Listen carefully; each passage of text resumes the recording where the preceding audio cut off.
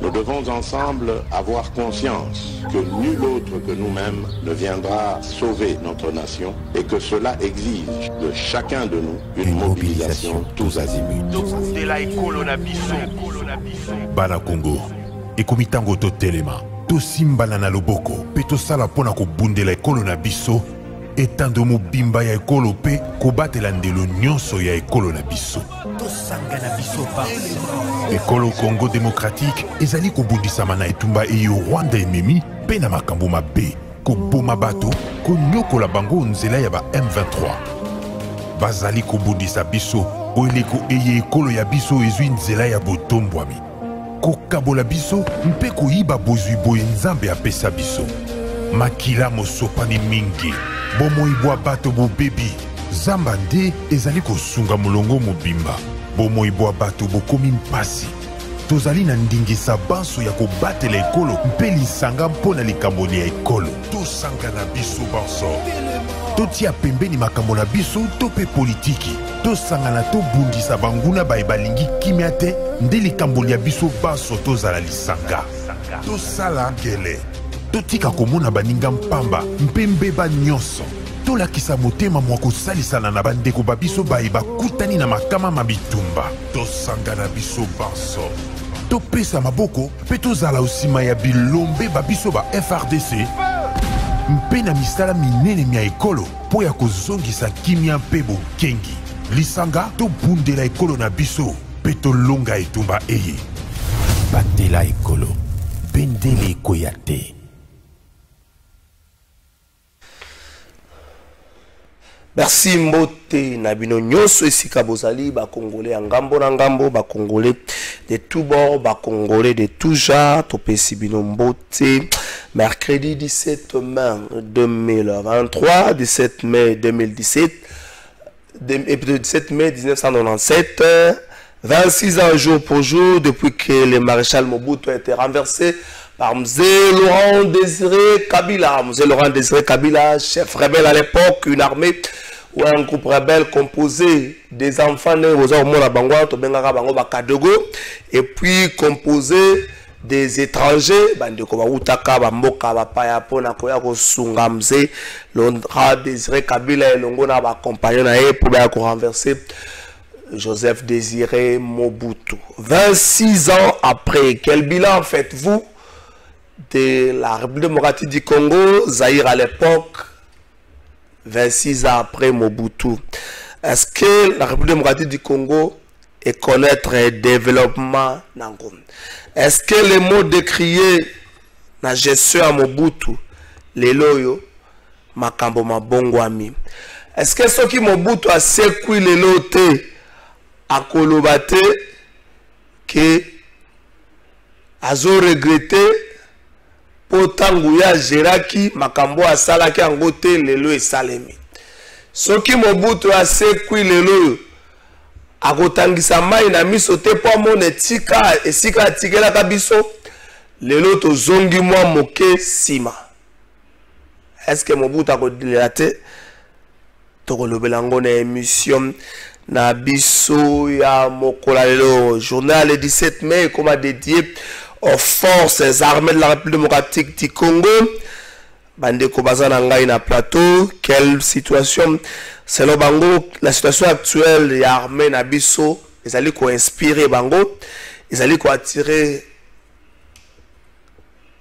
sympathie, ezali ko attirer mépris, ezali kotika biso na position moko boya komi tungisa mato ya kokamwa biso bana ya ba militaire à l'époque tout petit tolotaka biso nyonso kosala armée, tolotaka biso nyonso kozala na armée, kokota armée po soko tali kaka likambo ya dotation, otali dotation ne mo to benga na kala gamel sac de couchage, lit de campagne militaire na bazamba la raté ndenge bozo kanisa na lit de campagne réservé pour l'armée, lit de campagne, sac de couchage, lit dotation dans son ensemble, même short, même les sous-vêtements. Amaza européen na militaire. Est-ce que les armées les a inspiré? Est-ce que les armées a attiré respect? Est-ce que les armées les et ko pousser bilenge belé ba kota na boito kota na niveau ya armement ya autre tout la na sport ba to nyoso ba ko mona libanda armée à l'élo. Est-ce qu'il n'y a pas de discrimination à armée à l'élo? Mokolo à l'élo, journée dédiée aux forces armées de la République démocratique du Congo, les militaires bazo fêté en Gondengeni. Est-ce que les militaires bazo fêté en Gondalokumo? Il y a un dicton américain au Balobaka de guerre se succède, mais l'âme du soldat reste éternelle. Est-ce que ma famille a bao ba bungisa bao ya bango na bitumba? Bazaina esengo na mokolo alelo ko mona ke solo bande ko na biso batika kibo moi mais mboke bosani bangote. Bao ba yebani ezaka bao bazaki ba plus gradé général Baouma colonel Mamadou Ndala, général Mbunza Mabe, ba plus gradé. Mais ba oyo ba grade ya se ba soda ya mulongo. Est-ce que ma bota na bango lelo ezana lokumu ya koloba ete ya solo bande ko na biso ba servaki sous le drapeau. Tokolobelango na émission na biso ya mokolo ya lelo yo. Annoncé pour bientôt contingent moko ya Sadek koya na mboka na biso to komeka pe ba moke ko réfléchir autour ya likambo yango. Est-ce que c'est pas une force de trop na mabele na biso? Problème et yebani les Rwanda derrière nous mikoleza koleka problème et yebani mikoleza koleka. Est-ce que s'inquiéter topé sa makasi na armée na biso pour retrouver solution et puis conscientiser les Congolais face à cette agression? Nantina ya kobengisaka barme ya libanda tokolobela ngo na émission na biso ya mokolo ya lelo marche ya samedi 20 mai 2023. Troisième information na bureau ya gouverneur ya Kinshasa après vendredi passé, vous allez qui a une opposition bloc de Lubumbashi, lundi, avant-hier lundi, ils ont qui la Ligue des jeunes, il y a IDPS, et puis hier mardi, ils ont une Ligue des jeunes, il y a AVC, parti à ministre Didier Boudimbu, où ils ont annoncé marche Moko le samedi 20 mai 2023. Dans cette année, pour ça, la place, il y a le gouverneur Gentini Ngobilamba, Kanangongo, à Salanini. Est-ce que ça, le quoi, Ponce Pilate, à Soukola Maboko? Tokolobelango na émission na biso ya mokolo lelo. Francis be ya pesanga photo ya Vital Kamerhe ya Matata Ponyo.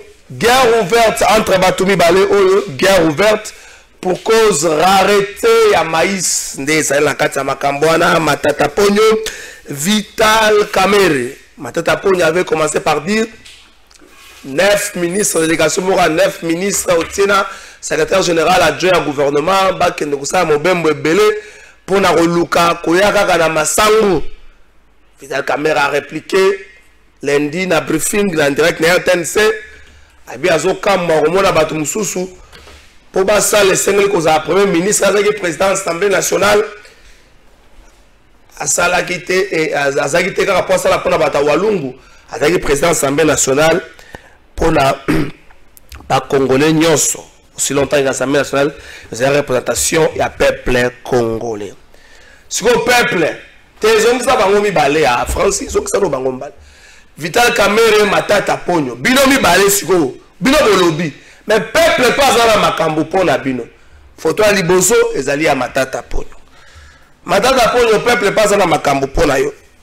Il est vrai que Toliara Masangwa Bukangalonzo, contrairement à ce qui se raconte, c'est vrai, la production n'a pas duré dans le temps, mais Toliara Masangwa Bukangalonzo, il y a eu des points de vente. Et chaque fois qu'elle a commencé à y peine, on a réussi à bâtir un point de vente. Point de vente, c'est la Masangwa Bukangalonzo, ça n'a pas duré dans le temps. Maintenant, il avait donné comme raison, les Congolais, Belé, les expatriés, ils ont contrôlé le secteur, ils ont bourré le projet Bukangalonzo pour la boutique Sika, na Oya Bango Mosala. Mais Matata Ponyo, ozana makambu ya koyebisa ba congolais. Tango invitation à dossier bukangalo zeyaka ozaka na Togo lobite ozonga mboka oya kopesa yo explication. Okozala laver mokolo oyo okopesa ba explication na likambo ya bukangalo. Soko opesa ba explication ozaloza fautif. Oza fautif te likambo ane kosila une fois pour toutes. Oleta ngonyoso ningani so muta sepeli na mutu na yote arapelaka makambo wana ezali mabe mingi penza. Wana pona matata ponyo. Pona Vital Kamerhe. Vital Kamerhe ozalaki directeur à cabinet à chef de l'État et bandeli ya kenkena Félix Tshisekedi.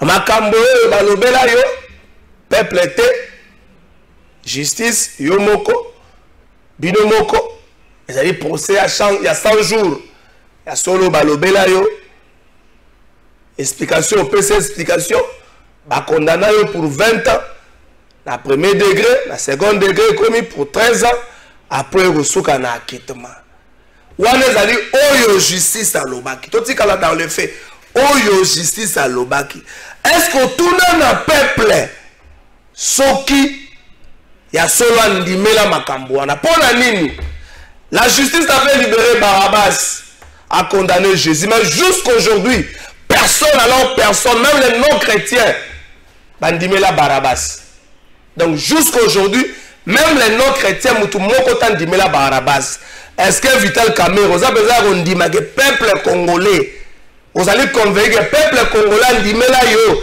est-ce que explication peut ça biso ba fifo na ba lifo bidomi balé la meilleure des choses pour vous est de se taire bovandi Vital Kamerhe reprouvé batu kaka na mosala matata ponyo vanda na yo mais c'est vrai soki bongo neme batu mususu balobaka te soki mutu ayibaka lipa bakobeta pe lisolo ya nguba te bakobeta pe lisolo ya pétrole apesi makanisi na ye po lipa na pétrole eliamaka esika moko te donc vous comprendre que bango mibale baza na mwa problème silence na part na bango kozala élément moko primordial ou les batika biso na ba spectacle Congo za mwa problème masama ngo tozozela ta caméra baki embarquement moko se bani na ngambo ya Zambie ko kotela biso atotika na makambo wana botika biso ba jouer ça veut botika amplifier makambo ngo trois invités na biso mokolo ya mercredi 17 mai il s'agit à maître Cédric Kabeya na Pession Mbote maître Cédric.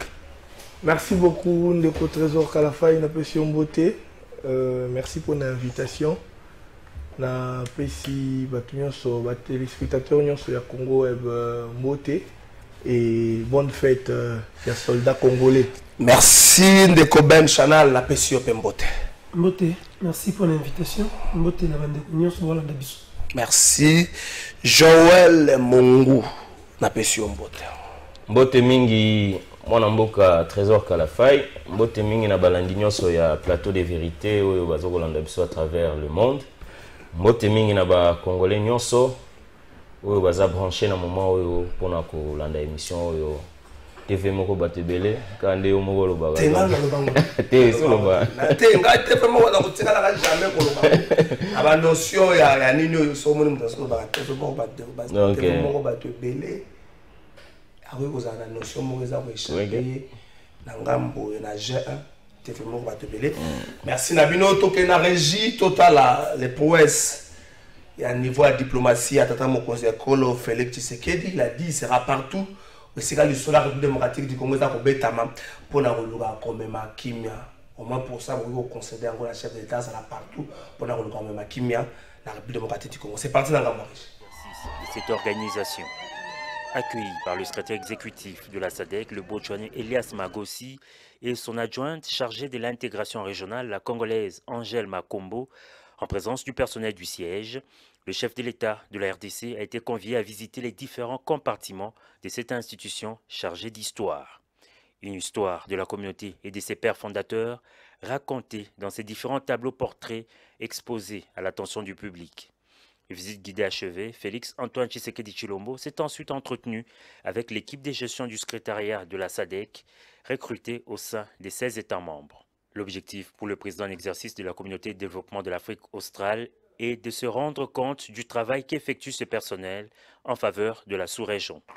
Sous une tente plantée dans le jardin du siège de la SADC, le président de la République est venu s'adresser au personnel de l'organisation.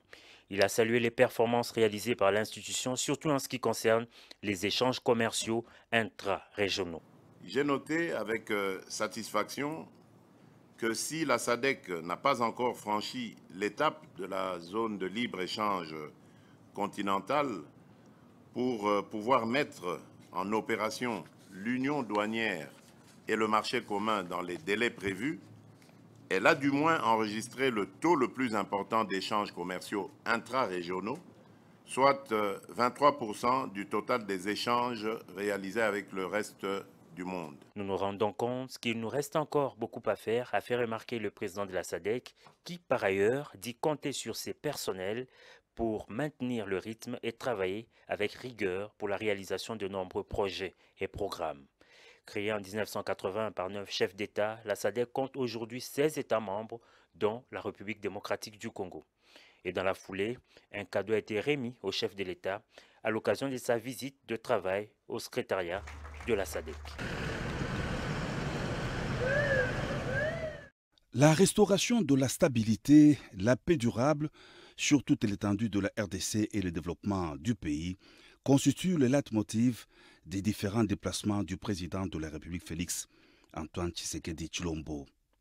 Après un périple dans quelques pays de l'Afrique australe, ce samedi 13 mai, le chef de l'État est arrivé à Oyo, en République du Congo, à l'invitation de son homologue Denis Sassou Nguesso, qui est venu l'accueillir au pied de l'avion à l'aéroport de Lombo, où l'on a noté la présence des officiels congolais, notamment des députés et l'ambassadeur de la RDC en République du Congo, Christophe Muzungu.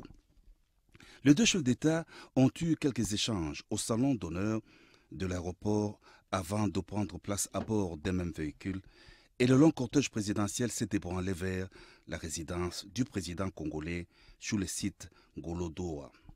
La visite du chef de l'État à Oyo s'inscrit dans le cadre du raffermissement de bonnes relations bilatérales séculaires, d'amitié et de coopération entre Kinshasa et Brazzaville. La dernière visite du président Félix Tshisekedi à Oyo, à 400 km de Brazzaville, remonte en février dernier. La coopération bilatérale et surtout la situation sécuritaire préoccupante dans l'est de la RDC était au menu de ses entretiens avec son homologue Denis Sassou Nguesso. Merci Wana Boutikota, les chefs de l'État na SADC, puis week-end dernier na Oyo, et puis le président Sassou Nguesso. Wanto Banda, moi Liloba, moi Mouké. Bilani Nibozo Sala 26 ans après, depuis que Maréchal Mobutu a renversé par M. Laurent Désiré Kabila, na AFDEL, na Batnyoso, ba composé. Il faut signaler parce que le débat tourne autour de la sécurité. L'armée AFDEL a composé d'une part Congolais, parce qu'il y a à l'époque, mais Banamigé, Bazalaki, et puis élément moko étranger. Est-ce que les lots ceux qui Mobutu à la Mouki a sécui à regretter niveau de Zanango, les lots où il sera étonné, ce qu'il n'a pas pu faire, les lots tout sali, à remettre ça des caposés à 2 minutes. Merci beaucoup pour na maloba na pesi ba co-débatteur na ngambote. Je pense que na robandana nous na eloko moko une interpellation de vraiment pesanga moi quelques 30 secondes. Je voulais un peu interpeller le chef de l'État, le Premier ministre, parce que combat au Ezayak Mboka etombwama, il faut que ba agent batu bazwa misala et misala ngwezala ya malunga pour que et permettre bango ba vivre. J'ai été interpellé par un monsieur Aza, agent, chauffeur na société na ba turc au baye au bazotonga les 2 tours. Ndeko, on nous apprend que ba agent oyo baza ba chauffeur oyo bazo travailler na ba turc wana ndeko baza engagé directement na ba turc te. Premièrement, Yangoana. Deuxièmement, il y a une autorité de la place. Oyo a créé société à sous-traitance, s'il vous plaît. A créé société à sous-traitance. Yende mutu azo engagé. Donc, baja nyonso ya sewana.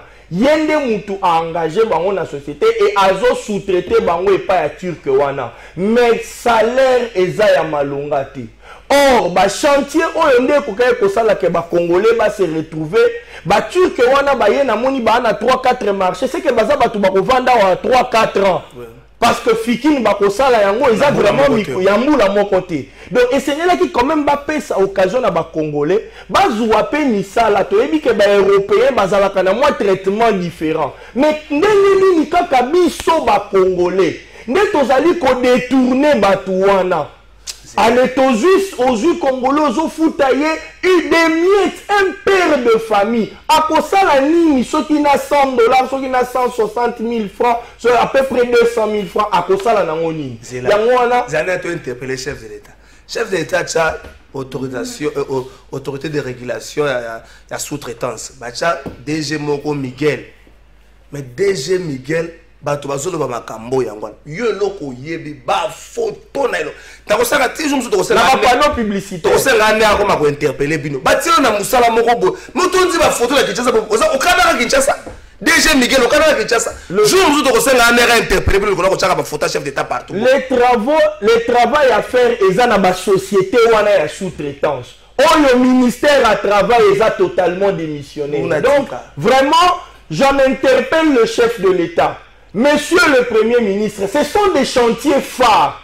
Et ça, œuvre, ils ont marqué, mais na senango, ce qui est loco, ezali mawami. Vraiment, ezali mawami. 17 mai, ok. Merci pour la 17 mai, na bandi ete. Eza eloko moko esengeli to commémorer. Mais na lo lenge o peut-être ko commémorer parce que quoi? Ce qui totali lelo nengo lobi 26 ans après ndeko ezana moi kolela mukie parce que espoir otozala ki na yango ya que dictature ya Mobutu mais gestion o caractérisé qui ba série wana ndeko et s'empirer à un niveau aujourd'hui mon frère. Je veux vous étonner. Est-ce que vous pouvez vous imaginer que autant du président Mobutu, regardez toutes les personnes au Bazala qui n'a gouvernement naïe. On peut compter combien de personnes qui pouvaient avoir $1 million dans compte. Combien de personnes, de mouvanciers de l'époque, pouvaient avoir $1 million? On a dit que $1 million dans Mobutu. Mais aujourd'hui, je vous dis, les 20 dernières années, les gens ont fait des compétitions de vol de millions de dollars. S'il vous plaît, Tolingamboka. Moi, personnellement, on a mis que 26 ans, on a régressé. On a fait même pire que Mobutu. Aïe. Parce que Momo Oyo Batuba Ibi, Batina ba poche na bango, ce qui te tient quand on a mis ça pour que ça la moussala et au gros ça libéré. Merci. Ben Chanel, Oyo qui maître Cédric. 26 ans, on a régressé. Vous avez plus compétition de vol. On a mis sa liste à bateau. Na 97 bagaba piaker lelo bakoma nambo. Mboka bato mbongo ba millionnaire. Et vous trouvez ça normal? Au ours noir, au génie vert, au après Satan raté, au sommet soganine. Vous n'avez pas honte. Je partage à 100% avis à mettre. Mais je veux aussi... pardon, excusez, na bossa writing de Golangai. Na partager avis à mettre, na nenga outil qu'on développer. Mais il y a pas que c'est le mot. Faut que ça biso peuple nan. Avant qu'il n'y ait pas homme politique. Pourquoi je le dis? Avant de la musée, na lobela Patrice Emery Lumumba. Au moment de Patrice Emery Lumumba, le 30 juin 1960, tant on a intervenir dans le discours naïe. Azala parti mora loba lobi siko l'homme blanc verra nengani ni moto moindo akoyi ko travailler ko komisa mboka naïe soit va travailler dans la liberté sans la contrainte et la colonisation et consort. Il imaginait autre chose. La suite l'a contredit. Si les lois ont contredit. Voilà. Pourquoi? Parce que il y a celle qui sacrifice. Ah oui, bon, voilà ça là, le premier pas, le premier grand pas. On appelle ça exemple. C'est la même chose avec le musée. Aujourd'hui, on peut beaucoup critiquer parce que quand on veut insinuer que l'armée a l'amitié, mais les étrangers, belé, tout ça. On s'en la récit, oui. Mais là, on veut insinuer. Mais Moussé voulait donner un exemple. Il a pris le courage. Il a affronté le monstre qui était Mobutu, a affronté, a pété une direction. Mobutu n'était pas 100% mauvais. Il y a épousé l'idée à mettre. Il y a que tu régressé. L'intelligence humaine est toujours limitée. Et c'est comme Mobutu Komaki, peut-être il ne pouvait plus donner le meilleur de soi-même. Mais il y a courage. Le roi te met ça là, vous avez un flagorneur, un tambourinaire autour, il y a un kondi. Nous avons rappelé alors de pouvoir dire que mon continent est noir, qu'il y a un précipice, tout ça, et surtout que à combattre Timonier, à combattre le ciel guide suprême, le roi soleil, et tout ça. D'où Maïel, et ça là, il y a détenir Yango, vision à Zahir, car il y a détenir Yango, il n'y avait aucun courage au téléma pour leur dire que Tchabo et Mupandi, pour tout ça, la vision et Mouzé est venu, il a donné l'exemple. Le peuple, le soldat, au bazar qui n'a Mobutu. C'était des peureux. C'était des bateaux caporalisés. Donc, on a courage, voilà, il y a quoi affronter Mobutu de face. Nous connaissons même l'histoire, il y a le 16 et le 17 mai. Alors, il lui fallu que nous ayons recourir à bateau. Il pouvait prendre le risque. De ce côté-là, on peut dire chapeau bas à Mouzé. Mais quand il est arrivé, après, l'accompagnement de la population pour que la vision de Mouzé reste telle qu'il l'a tracée. La population n'accompagne pas. Est-ce que la population a une vision à Mouzé? Non, la vision à Mouzé, et ça là qui, la population de la français, la français que tout ce que les gens disent à voix basse, mais il y a une mission à haute voix. En fait, tout ça les marques de gestion à Mobutu. Tout ça les marques déjà façon de gestion à Mobutu. Mais il n'y avait pas quelqu'un, on a le courage, il y a un téléma. Il y a un téléma qui. Voilà pourquoi. Entrer à Kinshasa, c'est un entrée triomphale. Il y a maquillé ma tasse. Parce que les gens se sont ressaisis pour dire que voilà, nous devons aller dans l'union et nous devons réfléchir. Mais après, qu'est-ce qui nous arrive maintenant? Et à la française, dans l'ironie du temps, le passé est meilleur. Nous tous sommes mis face à la difficulté. Après, on dirait que non, car la même derrière qui toque. On peut commencer maintenant à réfléchir maintenant sur comment pour réorienter ma Kamboula Nene Asika. Bomba Maël, Bomba Maël.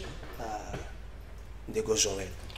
Moi, Namboka Trésor Kalafay, avant d'aborder le thème Yaliboso et débattre sur Yango, Nangolingana, ça la moins interpellation à la gestionnaire de la ville de Kinshasa. Parce que Bissoa, on a commis à Kinshasa, Sokozu Avni Kabamba, de Willery. Si on a lycée Kabamba, au Kati Avni Kasavubu, du marché, si on a Magota plateau, tu évites ceux qui ont bombe, ils craignent, qui ont des années. Donc, le gestionnaire de la ville, pour me canal au talent à Kabamba, pour faciliter la population. Et puis, les travaux, il y a curage, il y a canalisation d'eau et ceux qui décongestionner la canalisation d'eau, tout de suite, service moko suivre, il y a évacuer parce que immondice, les déchets, les eaux sont terrassé et puis, tant on voulait bêta, ma est tombé les bisous. Donc, surtout que dans la saison sèche, nous allons vraiment salama pour que les biso et la population. Dans le Cambo Italie, révolution et AFDEL, moi je pense que la révolution était devenue inévitable. Parce que dans la conférence nationale souveraine, l'opportunité était donnée à président Mobutu pour qu'il n'abîme pas la grande porte. Mais il a excellé dans dribbler Baninga. Voilà que choix monsieur ezalaki révolution armée et ekoya. Ndenge balobaka tous les moyens sont bons pour avoir le pouvoir. Moi je pense que le principe wana était en difficulté parce que c'est en vertu de ces principes là que Mouzé Kabila est allé chercher les Rwandais, accompagner pour obtenir le pouvoir. Et voilà aujourd'hui, c'est qu'elle y a appui rendu et ont collé sur la peau jusqu'à aujourd'hui. Notre armée est infiltrée, il y a Bilaté. Voilà aujourd'hui, il faut que la réforme profonde et Salama na armée na biso to solidifier formation ya malamu, casernement ya malamu, pour que tu aies ça la face na situation on a, il y a infiltration, il y a armée nabiso, il y a Rivaki, à la suite il y a révolution, il y a AFD. Mais aussi, ça c'est le côté armé. Du côté politique, moi je pense que révolution on est qui na moi ba mérite parce que tolingate musée ayaki na philosophie politique où ils qui épousé na ba congolais nyonso même na babilo ba signo amike to koma komona au mona dans un bus bokoyi ko finana te bomona ba maman na ba papa ba finana evandeli mabe donc moi film wana esala qui peut bien et réveiller qui batu ba koma ko banga ko transgresser loi. Et je pense que c'est qui apport moko louable, mais malheureusement, nous est parti trop tôt. Et bah qui on a pu te préserver en malamouté. Je pense que journée à l'élo, il faut à la journée moko ya remise en question pour notre bisonner sur le Congolais. Toye bah comment changer notre fusil d'épaule pour que tout soit direction malamou dans l'intérêt de notre peuple. Et ça l'a bien sur vendredi, le mercredi, le roi 17 mai, aux ana bilenge misat na plateau momoni bango bazo kabola bwanyo kanisi ba débat ba série aba la zona na ngosusu ya suka vous ba Germain Kambenga mais c'est à l'époque abata Mobutu kuno kanisi zo ka Olivier Kamita na RFI zo ko santé que baninga bazo réfléchir bazo pesa mail ah oki bango ba fingi mutu bazo kabola ka mail to réfléchir après ça bino 2 minutes 30 à chacun. Situation tout ça actuellement. Est-ce que c'est parce que nous sommes dit, Bisso Bazaïro à l'époque, l'essentiel pour nous, c'est Mobutu Kende, qu'on n'a pas pu poser un bon diagnostic pour un lendemain meilleur. Mobutu fallait à Kende, ce facteur. Et deuxième question liée à l'armée. Est-ce que la fête d'aujourd'hui est dédiée à l'armée? Notre armée aujourd'hui inspire. Est-ce que notre armée aujourd'hui attire? Est-ce que notre armée aujourd'hui aspire au respect? Maître Cédric Kabouya, 2 minutes. Merci beaucoup Ndeko. Je pense que na lingue un peu na pesaka moi 2 éléments au Ndeko nanga lobby par rapport à Ndeko Ben lobby par rapport que c'est la faute du peuple. Ndeko, vous savez aujourd'hui, je veux vous dire réellement que les loyo toko ko bois camion sur likolo à peuple. Mais le peuple a la kaka na ba leader. Parce que les lois, pour que révolution noire et salema en Amérique, il y a eu un Martin Luther King. Il a fallu Mouzé Abima pour que la population n'y soit landa. Mais le problème, c'est nous. Ces personnes-là qui commencent, qu'est-ce qu'ils font de nous? Je vais vous dire aujourd'hui, il y a des gens qui nous ont fait rêver par leurs paroles. Mais pesayeka kesika vandi. Neko okomitu na mutu oyo to bandaki ko débattre na ondo bimisa makambo mayele nyonso oyo. Mayele nyonso aneke yi wapi ke mobemo. Et ça na wana lobaka on doit essayer tout ça la introspection il y a l'homme congolais. Et surtout l'homme qui est appelé leader à drainer la masse. C'est cet homme-là qu'on doit changer. Parce que tout commence par un leader. Si le leader va à gauche, c'est fini. Tout le monde n'est pas appelé à diriger, mon cher. Tout le monde n'est pas appelé à drainer Batou. Parce que même à la nature, au monde il m'a fourmi. Au côté de la na mutu moko. Mutu moko zalaka liboso bango nyonso bazolanda. Soko tani likolo moni ba oto bando bandeka pembe oyo garde-bœuf. Soko tani bango ba otambola. Et mona kaka e ana moko azalaka liboso na pointe et bango nyonso ba olanda. Et on vous dit dans l'histoire que quand celui-là est là, c'est lui qui sait, c'est lui qui dirige. On a un problème. L'élite congolaise doit se remettre en cause. Nous savons à ma case c'est l'élite au sala. Et sa population t. Et sa élite. Alors on nandaku. Nenge balobi. Si tu frappes le berger, on disperse le troupeau. Donc son nandaku papa kei. Papa yemoko azai immature. Papa yemoko sala makambo malonga te. Est-ce que beaucoup espérer que bana ba ozala na éducation à bien? Ah yambula ko. Yango wana problème ya Congo. yango na interpeller la population te batu oyo bayaka na ba plateau ba oyo balobaka ba français ba oyo bakei unikin bakei milu bakei yese basali ba Francfort na Poto ba Louvain-la-Neuve batu wana nesengeli to les mettre en cause parce que ça résultat ya oyo bango ba oyo na ngona peuple. C'est ça le problème. Donc pour parler likambo oyo lobi, il y a deux questions autour départ ya Mobutu à tout prix. Oui. Est-ce qu'on a pas posé ezalaki lokola la ras-le-bol. Au monde indeko. Peuple congolais komaki na niveau moko ya asphyxie que ras-le-bol est komaki. Mais quel moyen faire pour na olongola Mobutu parce qu'il avait une armée, il avait tout. Au monde il y a une population étendre maboko na mutu oyo bango bamoni que alingaki a aidé bango soué na bango ras-le-bol na bango ici là. Ça c'était en fait ce que la population attendait. Mais l'espoir de la population après, qu'avons-nous fait de l'espoir de la population? Pourquoi? Parce que la population qui pour na ras-le-bol. Mais ce que la personne avait apporté est venu et m'a mis espoir à Congolais. Pourquoi? Parce qu'on ne peut pas se le cacher. Aujourd'hui, nous sommes vivre les lots. L'armée, même aujourd'hui, la revendication, il y a Rwanda, Ouganda. Et Bandi na soutien, il y a AFDEL. Parce que ils ont revendiqué que bah soutenir qui dans l'objectif X ou Y. Et ça, c'est connu de tous. Merci, Maître Cédric Abiaben Chalin.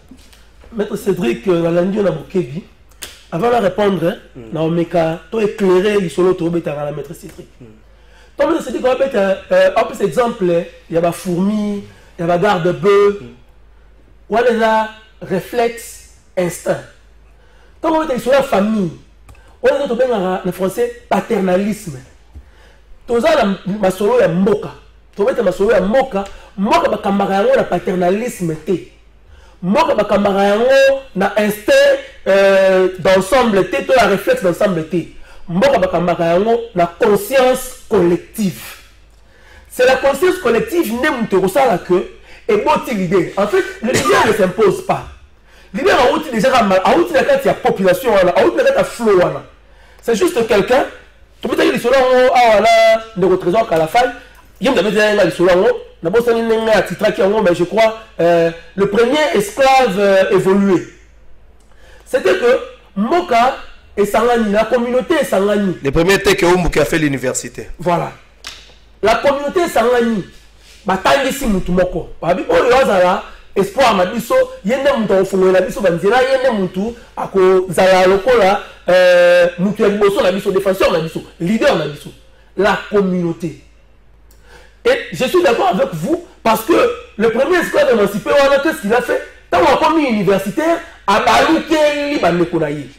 Oui, là vous avez raison, mais si que ce qui population communauté wana et connaissent conscience collective et comme il y a des désidérata et tu as la target et le but que nous Cédric Boyi sur la salle Boyi la démocratie nous avons le droit il y a que Tchaïe Moupandi ça fera en sorte que même les leaders qui sortiront de cette communauté là on a la réserve il y a retraité communauté là pour la paternalisme moi tu crainte comme Moutouana comme ici Boyi a comme une armée a comme une police dans le service de sécurité nyonso beaucoup de difficulté même à s'approcher pour dire bonjour.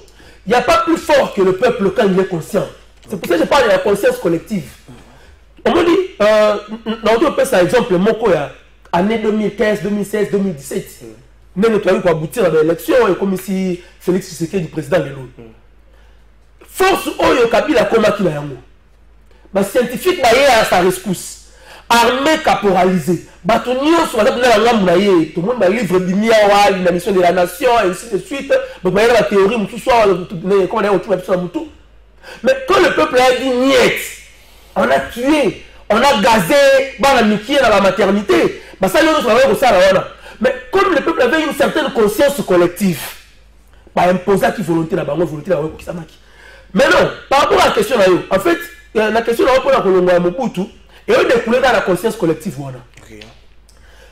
problème na biso sikoyo la minute oyo eza que peuple azoyeba nanu te nini ebongi mpo na ye parce que toi la difficulté à atteindre la dimension d'état nation oyo ya que bato bazala ba raison moko esalaka bavanda ensemble jusqu'à aujourd'hui le la RDC na jeunesse nango tozalaki ba royaume na ba empire ainsi de suite si le lot na nini la difficulté de cohabiter. Ce qui fait que, même pas difficulté de cohabiter, mais difficulté de comprendre les intérêts communs. Okay. Ça fait que, Trésor Kalafaï, c'est mon frère, toi, on a dit sur le ressortissant, il y a X territoire, a commis mon condi, mais la bonne idée de départ, il y a conscience collective. Pour la remarquer, Toyo Kanaki, il faut ça, il faut ça pour le bien de tous. Mais il y a le roi ressortissant à côté, il a les appuis, il a les fanatiques qui viennent autour de lui, ainsi de suite. Ce qui fait que, dans le ras-le-bol, et comme on dit pour la Mobutu, les gens, Congolais, réflexe devant un danger. Même moral, comme inanime. Mais ce qui va salir victoire d'étape, ce qui va gagner combat, na suka lango elle comment suka ya refaire asseoir suka ba objectif o bazaki na moto bana ko bundisa obstacle wana babosa ina bango parce que bazaka na conscience collective mokote suki est-ce que notre armée attire respect et tout voilà maintenant le problème c'est que n'est to sali déliquescence wana ya l'état est baby et c'est qui est impacté dans le domaine nyonso le seul domaine où ils ont attiré batou et ça la politique. Merci. Non, ouais, c'est ça la politique. Pourquoi? Parce que même si tous les autres secteurs, bimaka na balabala, tala soldat na lati. So côté na yé, on dit que na instinct na yo ou bien na intuition na yo déjà que eloko boso a oyé misanga. Ah c'est na ngambo. So côté na militaire. So apesio ka ni na respect, la salutation et ainsi de suite. Ouais, on a la simawana. Honorable siko na omela mo kafete, na oliate. Otomona ndenge ba paupériser armée na biso. Siko armée est comme bongo. Armée est comme bongo. Et quoi attirer ba tunengeni. Voilà pourquoi et comme sikoyo refuge, il y a pas bâtard, il y a pas tout comment repris de la société ainsi de suite. Sur la série publicité à la TV que tu dois recruter l'armée, ce sont ceux-là qui voient déjà leur avenir un peu compliqué. Merci Ben Samuel, Joël Mongu Kabona Bango. Moi je pense que on quoi évoquer le Cambouya conscience collective. Dans une société moderne, d'où vient la conscience collective? De quoi le baki le Cambouya élite. L'homme blanc sous la colonisation a réussi à côté il moko na tout ya homme noir. Que mon même limite ba tchaki na commune à Kinshasa que ba noir bo suka bo certains des Congolais au botoné ko benga ba évoluer. Ceux qui à côté classe à Yekoli à Longo na cité à traverser barrière on a comme ko vanda na Gombe. Faculté to idée à kozora vers ses frères ils a soutenu bango batikali na classe à 5 na komi évoluer. Et là on est tikana na mtuna bisoti lelo. Moi député va voter na Gimbantseke. Une fois un mandat, une fois nommé avant de son Gimbantseke était fois yana Gombe. Et nabi député moi chango comment vendre mon fleury, moko ya lemba, comment vendre na GB, azala ko sambela na kala comme camarade héritier, ba nini donc ko sambela gimpia député. C'est le colon qui a inculqué cette attitude dans l'homme noir. Donc, Congolais, ceux qui vont voter, Congolais, ceux qui vont promotion. Avant de faire un rabaté, avant de faire un yoloté, avant de faire un gimbaté, il faut aller à Gombe, il faut aller à la commune à Kinshasa, moi, pour ça, donc, conscience collective, on est quoi, et qu'il y a à travers l'éducation. Parce que ceux qui mettent biso batumouine, l'homme blanc comme modèle, c'est par rapport à le savoir que détient l'homme blanc. D'où les dirigeants doivent travailler sur l'éducation pour que Congolais soient comme la même perception de la chose publique, Congolais soient comme la même conscience sur les aspirations en Mokanaye, et là, Congolais ont comme la jugeote, à distinguer entre proposition il y a politicien Songolo, na proposition il y a politicien Pakala. Donc, tant que le Congolais n'est pas instruit, tant que le Congolais n'est pas suffisamment formé, ton dima, qui est ton mérité par dirigeant Otozanango, tondima ke ba congolais ba continuer ko pesa voix na bango et puis un muto a pesi polo et puis un muto a pesi sucre au détriment ya ba congolais oyo bazwa na makanisi. Donc c'est un travail qui doit être fait sur la population. Par rapport à l'Ikambu, il y a départ à Mobutu. Est-ce que Mobutu devait partir ou pas? Oui. Le vent de la démocratisation, il y a été africain, ils ont tellement fort. L'homme blanc avait réussi à séduire les Africains que ceux qui vont cueillir la voie de la démocratisation, besoin de développement. Or, l'homme blanc, à travers cette manœuvre, voulait seulement se débarrasser de cette classe de dinosaures. Les dirigeants, pour maîtriser les sociétés. Donc, il fallait qu'il se débarrasse de Bango et à travers les élections, à imposer les dirigeants ainsi. C'était ça la démarche. Mais, malgré la velléité, on a mindélé, ce vent nous a quand même permis d'évoluer parce qu'aujourd'hui, si tu as la constitution respectée, ça veut dire 5 ans après l'élection. C'est aussi mérite, il y a 20 ans. Donc, Mobutu devait partir parce qu'après 32 ans, il n'avait plus rien à donner. Donc, notre armée, ceux qui les ont inspirés ou pas, il y a un dirigeant, tangu, il y a un mandat et pas la population. Il y a un problème parce que nous sommes dans un programme. Sur le plan armé, nous avons sur le plan éducation, nous avons sur le plan social, nous avons. Donc, c'est aux dirigeants de redonner le prestige à notre armée pour que les jeunes, il faut te servir à travers l'armée. Sinon, l'armée, vous avez la déversoir, il y a raté. Et Mouto aussi a raté. Mouto a zaki Koulouna, par exemple. Abanaï Koboma na machette. Bopese Munduki, mais si. Donc l'État a un grand travail à faire. Nos familles également, pour que tout le monde relève beaucoup de la c'est pas vraiment, dans le bain, des jeunes qui réfléchissent. Ce que vous avez dit, on a souhaité la personne Lelo. Bonjour, monsieur Trésor. J'ai aimé l'intervention de l'avocat. Tout le monde n'est pas appelé à diriger. Est-ce que la plupart des dirigeants actuels avaient été appelés à diriger? On voit déjà beaucoup de personnes vouloir postuler à la présidence. Est-ce que Bango Nyonso Baza appelé à diriger? La population ne peut-elle pas les sanctionner et mettre fin à leur aventure? Joe Pax, merci Ndeko Joe Pax. Est-ce que ce qui se passe aujourd'hui, cette guerre médiatique entre Vital Kamere et Matata Pogno Augustin, sur l'élite est-ce que l'essentiel pour la population congolaise est d'avoir une solution ou des solutions à nos problèmes à Bango, ou dire moi j'ai fait ceci, tel a fait cela, moi je fais ceci, à mon époque il y a eu ça. Maître, c'est très grave. Sur 1 minute 30, autre le Bango Mingité. Ndeko, moi je parle un peu na glissé kaka likambu. On était en train de parler ici hors plateau likambu ya éducation. Oloba ki likambu que mutobe na papa ya mutu père. À l'époque, je vous dis dans les années 80 et 90, les bandeliwana et ça là qui moi crainte. Et ça là qui moi kilo babilo koto bando monango et pas ya batu oh déjà moi l'éducation est rataki. Mais aujourd'hui, est-ce qu'il y a encore de ces enfants on va pas respecter papa Mouninga? Je vous dis hier dans les années début années 80, 90, les années 70, papa, Yamunina, apokaki kobenda mwana, oh ya yebite, lito il passe kasimi cigarette. Mwana, oh ya yebite. Akutani nanzela asimi cigarette. Papa wana ayebine mwana wana ta kobenda ye lito.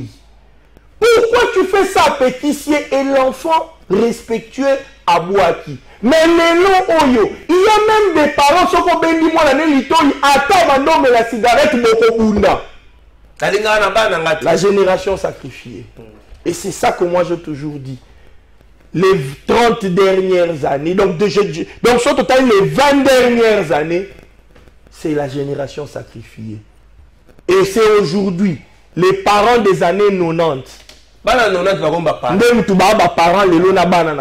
je vous dis, les calvaires qu'ont les enseignants et les écoles n'a qu'à expliquer au thé. Ndeko Kalafay, motuna na yo ezali clair mais esengeli totala lelo. Est-ce que la photo Vital Kamerhe na matata poni? Merci. Personnellement, non na osala ba débat des hommes. C'est parce qu'on parle de l'élite. Non na osala débat ya ba idée. Aujourd'hui, quelles sont les idées qui sont mises en place pour la population congolaise? Pour l'avancement de la population congolaise, on prend les idées et les actes de ces personnes-là. On étudie dans le passé d'où ils viennent. Kamerhe Lula d'Afrique. Ceux qui sont aujourd'hui. La pierre de la gestion. Ceux qui sont aujourd'hui. Papa Eza, on les a pensé, Ndeko. Ndeko, arrêtons d'être dans les slogans. C'est comme ça que moi j'ai dit aux gens, les lots oyo, bah oyo soi-disant tombé dans l'élite, n'est pas pour ma population. Et je voulais même qu'on s'en aille Ndeko. Bota la rappel bah tu dois inviter à un plateau. Vous savez pourquoi?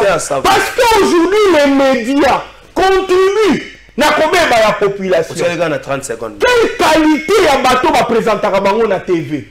Oh la population va yo kaka. Ce sont les gens qui viennent parler des hommes. On va poser la question. Matata Pogno, parlons de lui. Il a fallu plus de 4 ans aux affaires. Il y a comme même quitté. Avec tous les pouvoirs de gestion à Zalaki Nango.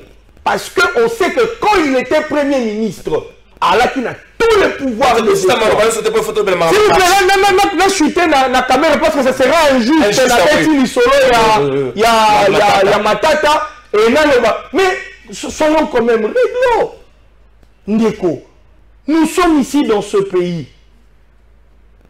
Ceux qui t'ont vu kaka, un gestionnaire respectueux des textes et des lois pouvait gérer les dossiers 100 jours en tant que directeur du cabinet du chef de l'État. Donc les deux... Mais ça c'est en dehors de la normale. Comment un directeur de cabinet de chef de l'État pouvait gérer un programme et avec tout ce qu'il y a eu dedans? Et moi, les noms, on peut dire que Moutouana a quand même la vie sur quelque chose. Mon frère, allons-y de l'avant. Hein. Merci. Ndeko Ben. Ça va 1 minute 30, marche 1 minute 34. Néo-Kalafay, dans 1 minute 30, Ndeko Joël, à Lubaki, que les Moussala, il y a des dirigeants, il y a quoi éduquer, population, ainsi de suite, côté conscience collective et Outaka. Moi je dis c'est faux. C'est faux parce que les mêmes dirigeants, ils n'ont pas place à un naïf. Pour que les gens aient quand on non. C'est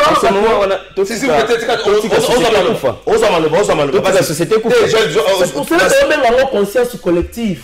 C'est pour ça que le peuple a un sous-paternalisme. Le peuple sait ce qu'il veut. Mais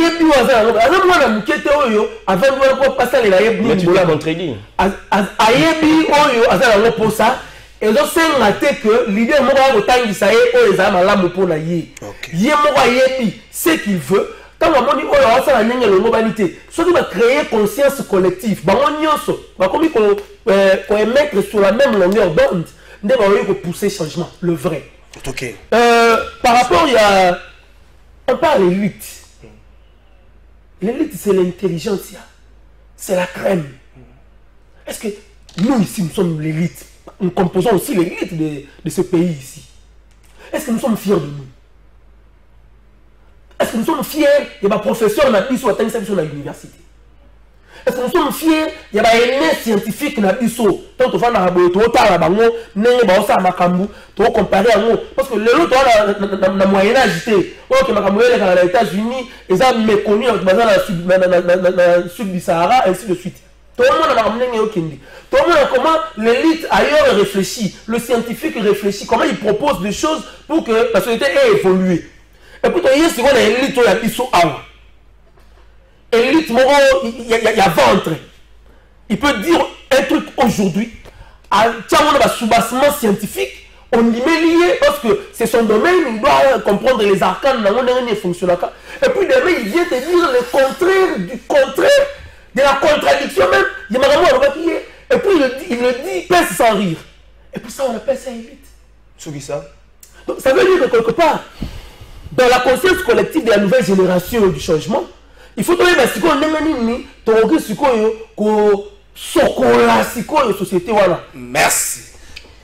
Ceux qui savent plutôt ça une minute. Moi Mboka Kalafai n'est pas belle. Oyebi de quoi se contredire.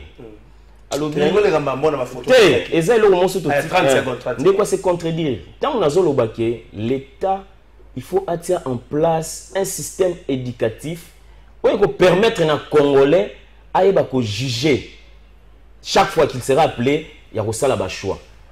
Mouto a yébité azana obscurité. Il ne peut pas avoir de choix. Et puis en tant que population, nous avons l'obligation d'exiger des choses aux dirigeants. C'est ça ma logique. Dans le but que donc gouvernement congolais, il faut atteindre sa jeunesse à Congo pour que jeunesse à Congo chaque fois que pona ayeba ku pona kaya malam. OK, siko. Nalikambuya 100 jours de quoi lobia. Pourquoi s'il vous plaît? Pourquoi Vital Kamerhe a géré le programme il y a 100 jours? Mais tout ça un peu d'histoire, tout ça dans les contextes. Bisous que le gouvernement Ilukamba est mis en place presque 7 à 6 mois après les élections. 9 mois presque. 9 mois presque. Et en ce moment, le président de la République fallait croiser le bras. Non. C'est dans cette optique-là, le programme il y a 100 jours, Ezalaki mis en place. Okay. Le gouvernement préfère que ça prêté dans le moment 24 janvier et puis le gouvernement mis en septembre. Dans le moment suspect, l'ancien gouvernement, Ezalaki expédié affaires courantes, il y a un système de coulage des recettes. Dans le moment, le système de dirigeants va profiter pour décaisser l'État. Et le président Vital Kamerhe a dirigé le programme il y a 100 jours. Il y avait le président de la République et directeur de cabinet en tant que gardien de la prérogative. Il était que le courroie de transmission entre le président de la République et le gouvernement. Donc, Neko a mis un peu la confusion dans Mutuna. 30 secondes sur ça. Nalikambo Olobia, Matata entre Yena Vital Kamerhe. Qui a déclenché la guerre? Pour rappeler à Congolais, Matata Pogno n'a jamais pardonné Vital Kamerhe son choix d'aller dans dialogue à Oya. Parce que c'est à la suite, il y a dialogue à Oya à perdre qu'il faut être un premier ministre.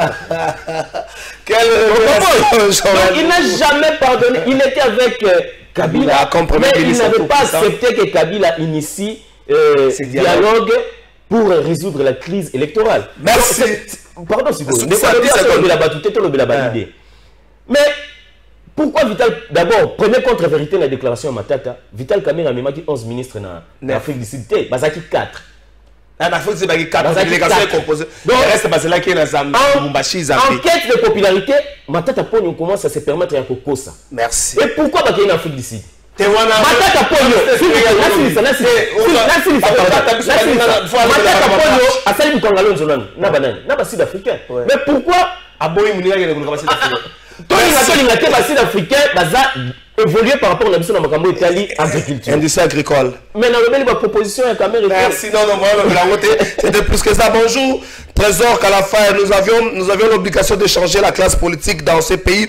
En RDC, ce sont les méchants qui dominent et ils sont majoritaires. Donc, les cris justes n'ont aucune influence à la société. Papi Kiwanda, depuis les maître, a raison. On ne peut plus croire ou donner confiance à tous ces politiciens méchants. D'ailleurs, en RDC, nous avons besoin des hommes d'État que des politiciens. Merci Ndeko Nabiso.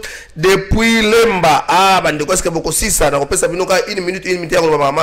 Papa Trésor, Bengaka Batu ya boye. Basala kaba analyse ya boye. O Batu ya bajale lokoku misakaka ba politicien na lingaki na loba olie. Batu ya jalelo. Merci Ndeko. Moi, batu maïle sur basana plateau. Non, moi je vous aurai bien. Vous savez pas koloba, mais timing est sili. La pression maloba, oloba marche pour mettre sur sanga mona kana. Eloko mo 10 secondes na koloba. OK. Marche ça samedi. Marche ça confirmé. Des appels monsieur Salami Pe. Marche ça confirmé samedi. En fait, on les a ba provocation inutile. Il y a Bandeko Mususo bazoluka. Comment est-ce que ba me créer les visibilités quand on est à la gestion ba ça musala. Ba proposaka ba nini ba proposaka ba réalisation ba yarasuna ba balati. En fait, le peuple marche ce samedi 20 to ben ba kino nyonso ba ya parce que insécurité auto vivre yango comme vraiment inquiétante makasi koleka. C'est chaque jour qu'on dort, qu'on se réveille, il y a de nouveaux dossiers. oyoki que non babomaki sous côté kuna autant de morts babomaki na est autant de morts et yeli biso tina Kinshasa yo yebi kuluna nenge ezali ko sévir bref mais ça pesa bango maloba tout ça alors ezo senga ete to la kisaba to bazao kamba biso que peuple aza vigilant conscience collective et ezali ko sala nous avons besoin de restaurer sécurité dans mboka. Tu vas marcher pour la insécurité, contre l'insécurité, tu vas marcher contre le péché, tu vas marcher contre le processus électoral chaotique qu'on va préparer les bisous. Donc on invite tous les Kinois le 20 tous à la balabala. Merci maître. 10 secondes sur qui ça. Timing de comme la souka. N'avez que ma longue vraiment ma longue est deux choses pour dire que partout au monde, même Macron, ce qu'on a ici, est-ce que je te mis comme moi directeur de cabinet Macron? En tant que major, ça la remaniement au gouvernement. Le temps qui reste, les gens respectueux des textes, c'est le gouvernement qui assure les affaires courantes. Donc, on ne va pas nous dire que parce que le gouvernement Lunkambe Zalaki, mais nous sommes en Tibala, mais nous sommes en Tokréaki, tant Otozui, qu'avons-nous fait? On a fait des décaissements sans procédure, il y a appel à marché public. Ndeko, s'il vous plaît, qui juste ordre de mission. S'il vous plaît, on doit être légaliste. C'est les textes, c'est les documents. Il y a eu un ordre de mission. L'ordre de mission, il y avait les noms. Donc on ne va pas nous dire la marche, s'il vous plaît, je pense que ils ont le droit de faire la marche, qu'on leur laisse faire la marche. Merci. Okay. Pour 10 secondes, ça, et là, on retrouve ça dans les Congolais Zaliboy. Vital Kamerhe, Premier ministre de l'économie, a proposé face à la crise de maïs deux solutions. Non, 10 secondes. Solution liboso ezali pour résoudre la conjoncture autour vivre. Il y a un qui a importé l'Afrique du Sud. Ce qui est normal, même Amérique a importé, même Chine a importé. Solution libalé ezali structurelle. Gouvernement à travers le ministère de l'économie a accordé des facilités dans la production. Zéro taxe. Donc il y a un tracteur na yo. Il y a un engrais na yo. Il y a un semence na yo. Et qu'on est gratuitement. Donc bande de connexion dans la diaspora. On a pour faciliter foufou et liam en Congo. Il y a un tracteur pour foot à ino comme côté. Ça c'est des acquis. Il y a des décisions de Vital Kamerhe à Zui. Donc c'est le social. Merci Joël Mungu, merci Mercedes Kabea, merci Ben Chanat. Et monsieur comme naso français ben pesa ga cash, merci Nayo. Et monsieur comme naso pesa ga photo ça mise au point il y a 1 minute 30. Il y a 1 minute plutôt mise au point là ça mise au point. Dossier Snell oyo et Simbi DG Fabrice Lusindi oyo na Simaya dossier na parlement, convocation na parlement, recommandation na qui a quoi isami ba comme la chef de l'état ba comme le gouvernement. Ba quoi ici pour la nini Assemblée nationale monier na incompétence, mauvaise gestion, absence, il y a un projet de relance, manque de vision, manque de politique managériale. DG Fabrice Lusindi a sali 7 ans comme DG national et puis 4 mois le coup la DG. Alors baluki na sima, bato ba Monica baluki a commissaire makambo pas président Mboso. DG na l'Assemblée nationale bazaka 500 personnes. Ata président Mboso mutaloba ko isa voix nezaka moko 409 ba ko voter yote. Makambo ozo kende les ambala te poni ko nganza mana libonga. Oyebisaki ba Elia kwango ke bukangalo zaka na SNEL ezaka na courante. Bwana ata to kolimbisa matata bukangalo zaka na courant. Poni ngeko tsaka ko yo moko ba entreprise photovoltaïque. Mais ingénieur Astel ba biso côté kune ko simba te. Yo kapemba bazo.